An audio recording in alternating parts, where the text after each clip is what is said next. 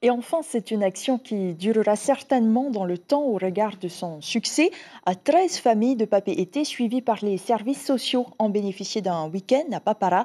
Durant 4 jours et loin du cadre urbain habituel, ses membres ont appris ou réappris le vivre ensemble au travers d'activités porteuses de bien-être au sein des foyers. Caroline Fary, Mélissa Chong et Patita Savea.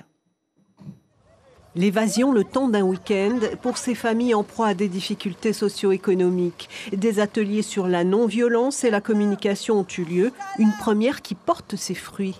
Ce que j'ai retenu, c'est que quand tu avais des personnes entourées que tu ne connais pas, tu vois, on est joyeux, on se sent joyeux, heureuse. Et ça, toute la semaine qu'on a passée au travail, toi, ça nous évade. Ce que j'ai retenu dans ces ateliers-là, c'est que la communication est très importante dans la vie de tous les jours, hein, que ce soit avec ton compagnon, avec tes enfants, pas simplement à table, où tu peux communiquer avec tes enfants en jouant, en marchant, en les amenant à l'école. D'ailleurs, moi, j'amène tous les jours ma petite à l'école, et en allant à l'école, on chante. Le chant pour adoucir les cœurs et un objectif pour les organisateurs, partager des valeurs pour retrouver la sérénité au sein des foyers. Couples, enfants, familles, plusieurs thèmes ont été abordés.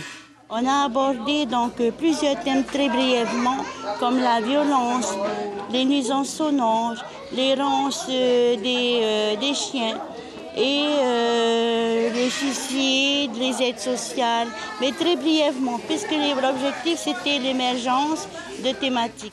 Les enfants profitent des activités, les liens se resserrent et chacun apprécie ses moments de détente. C'est bien d'être avec sa famille et qu'il ne faut pas mettre toujours les gens de côté. C'est plutôt bien et je m'amuse bien et ça m'aide aussi à connaître d'autres familles et d'autres camarades qui ne sont pas de mon école par exemple. C'est trop bien ici. Pourquoi? Parce qu'on s'amuse bien. La communication est passée.